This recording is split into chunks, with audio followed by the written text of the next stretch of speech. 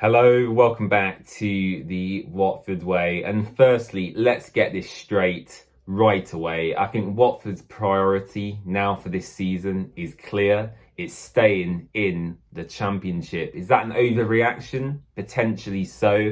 But when you look at our upcoming run of fixtures and the squad that Tom Cleverley has available to him, there's no denying that Watford will very quickly drop down the league if reinforcements are not brought in the next couple of days. And I'm not talking about one or two, I'm talking about 3, 4, 5 new players. Now, it's been made clear by various journalists and various interviews with Juan-Luca Nani, our sporting director, that isn't going to happen. Watford don't have the funds to bring in the quality we need, and that is the fault of ultimately Gino Pozzo, the owner, who's neglected the club financially through reckless decisions over the course of the last 4 to 5 years. And Tom Cleverley has found himself with the support of the fan base, but ultimately not the support of the owner, which is so frustrating. And the game today kind of epitomised what the Watford squad is currently. It's a squad that has individual pockets of quality, the likes of James Abankwah, Matty Pollock, Georgie Shaffatatse. These players do have quality and they do show it every so often. But on the whole, the squad is very poor. We've overachieved up to this stage, and now we're seeing against better opposition the real challenge that this Watford squad faces. Vacuum Bio.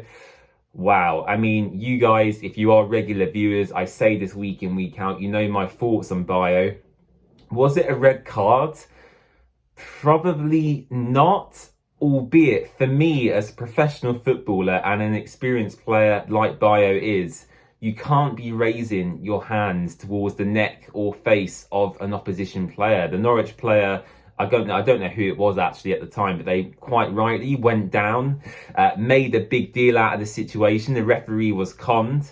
And Vacuum Bio got sent off, and we played with Edu Kayembe up front for the rest of the game. And it's very telling that Watford had a bigger goal threat with Bio off the pitch than with Bio on the pitch. So for me, again, that's a position we need to strengthen in. Although, judging by the interviews our sporting director, Juan-Luca Nani, has given, Watford are more going for a winger than a striker in the final days of the transfer window. So I'm concerned. That's a straight red card for Vacuum Bio. Watford may appeal that, albeit he did still show, an element of violent conduct in that movement. So if we do appeal it, I doubt it will get overturned. And that does mean now for the next, 3 games or so, the pressure's all on 18-year-old Mamadou Doumbia, who has a lot of potential, don't get me wrong, but is new to the country, new to the culture, new to the league. And he shouldn't be put under that spotlight, really, especially against tough opposition as well. We have Sunderland away next weekend. We're then at home to Leeds on Tuesday night. Then I think after that, it's Borough away, isn't it? So it doesn't get any easier. And that run's culminated by Luton Town at home in the derby. So guys, I am, very concerned. I did a stream with Ned last night here on the Watford Way, talking transfers about where we should strengthen in the final days of the window. We did an interview with Luca Bendoni over in Italy, who works for Gianluca Di Marzio. He gave us some more insights into where Watford are looking to pick up players, towards the end of the window. But it's not looking promising, and I'm getting really concerned. And for me, what this will do is it will give Gino Pozzo an excuse to sack Tom Cleverley in 3 or 4 games' time when Watford still haven't won, because that seems to be likely given the run we're due to go on. And I'm sure the fans, if that does happen, will be in absolute outroar. I'm feeling that way already myself. It's sad, really. I just find the whole situation sad. There was a attempted protest at Vicarage Road today as well in the 72nd minute. The guys from Do Not Scratch Your Eyes kind of put together the Shine a Light movement is kind of what they called it, where in the 72nd minute they asked supporters to basically get your phone torch, shine a light on the director's box to kind of send a message to them, which, to be fair, probably a couple of hundred people took part in.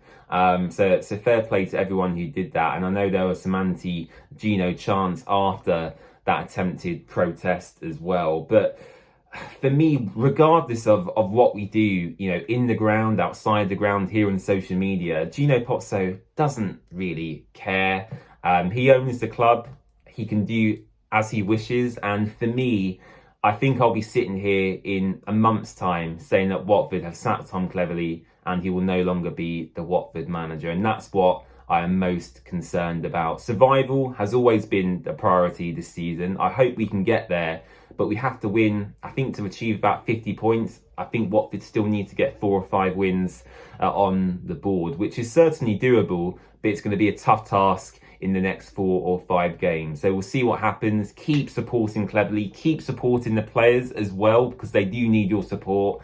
And yeah, I'll see you again very, very soon. Bye-bye.